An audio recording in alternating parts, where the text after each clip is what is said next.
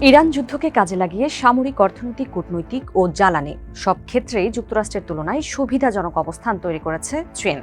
মার্কিন প্রেসিডেন্ট ট্রাম্পের বেইজিং সফরের আগ মুহূর্তে ফাঁস হওয়া এই নথি নিয়ে 14 মে বিশ্লেষণধর্মী প্রতিবেদন প্রকাশ করে ওয়াশিংটন পোস্ট। প্রতিবেদন অনুযায়ী জয়েন্ট চিফ অব স্টাফের চেয়ারম্যান জেনারেল ড্যান কেইনের জন্য রিপোর্টটি তৈরি করে জয়েন্ট স্টাফের গোয়েন্দা বিভাগ। এতে কূটনীতি, তথ্য, সামরিক ও অর্থনৈতিক শক্তির দৃষ্টিকোণ থেকে ইরান যুদ্ধ ঘিরে বিশ্লেষণ করা হয়েছে চীনের কৌশল। মার্কিন কর্মকর্তাদের ভাষ্য, যুদ্ধের কারণে ভূ রাজনৈতিক ক্ষমতার ভারসাম্যে পরিবর্তনের বিষয়টিও তুলে ধরা হয়েছে রিপোর্টে।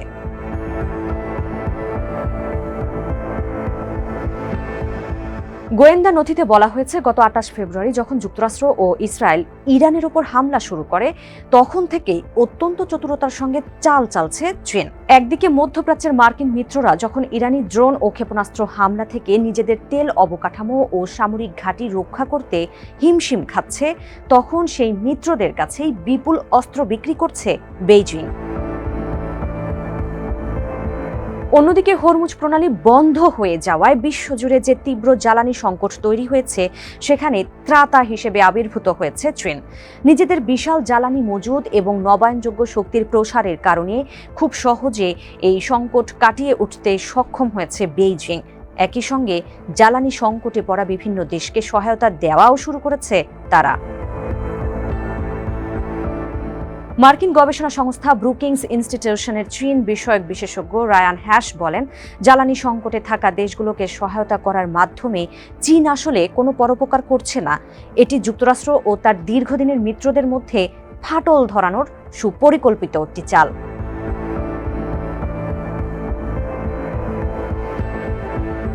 ইরান যুদ্ধে যুক্তরাষ্ট্র বিপুল সংখ্যক অস্ত্র খরচ করে ফেলায় তাইওয়ান, জাপান ও দক্ষিণ কোরিয়ায় উদ্বেগ তৈরি হয়েছে বলেও উল্লেখ করা হয় গোয়েন্দা রিপোর্টে।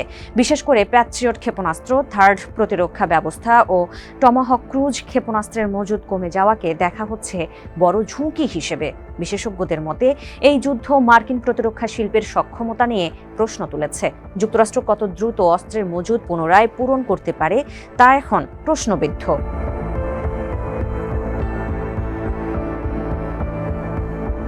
রিপোর্টে আরও বলা হয়েছে, ইরান যুদ্ধে ইতোমধ্যে বিপুল পরিমাণ ক্ষেপণাস্ত্র ও বোমা খরচ করেছে যুক্তরাষ্ট্র। এসব অস্ত্রের বড় অংশ ভবিষ্যতে তাইওয়ান ইস্যুতে চীনের সঙ্গে সম্ভাব্য সংঘাতের জন্য গুরুত্বপূর্ণ ছিল। একই সঙ্গে মধ্যপ্রাচ্যে মার্কিন সামরিক ঘাঁটি ক্ষতিগ্রস্ত হওয়ার চিত্র এবং যুক্তরাষ্ট্রের যুদ্ধ পরিচালনার কৌশল পর্যবেক্ষণের সুযোগ পেয়েছে চীন। গোয়েন্দাদের মতে, ভবিষ্যৎ সামরিক পরিকল্পনায় এই অভিজ্ঞতাকে কাজে লাগাতে পারবে বেইজিং।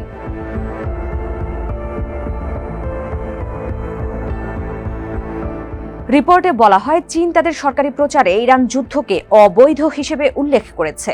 দীর্ঘদিন ধরেই আন্তর্জাতিক ব্যবস্থার দায়িত্বশীল রক্ষক হিসেবে যুক্তরাষ্ট্রের ভাবমূর্তি দুর্বল করতে চাইছে বেইজিং।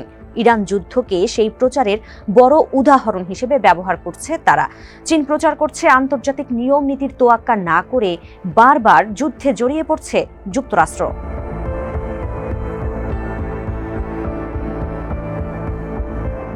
বিশেষজ্ঞরা বলছেন, এই গোয়েন্দা নথিতে ইরান যুদ্ধ নিয়ে চীনের প্রতিক্রিয়া খুব স্পষ্টভাবে তুলে ধরা হয়েছে। বিশেষ করে মার্কিন মিত্রদের অস্ত্র সরবরাহ এবং বিভিন্ন দেশের সঙ্গে নতুন সম্পর্ক স্থাপনের মাধ্যমে ভূ রাজনৈতিক ক্ষমতার ভারসাম্যে এক ধরনের পরিবর্তন এনেছে চীন।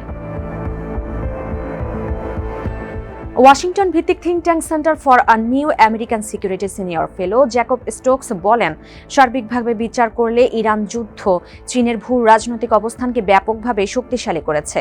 চীন এখন যুক্তরাষ্ট্রকে একটি আগ্রাসী ও একতরফা শক্তি হিসেবে তুলে ধরার সুযোগ পেয়েছে, কারণ তারা নিজেদের মধ্যপ্রাচ্যের ব্যয়বহুল যুদ্ধে জড়িয়ে ফেলেছে।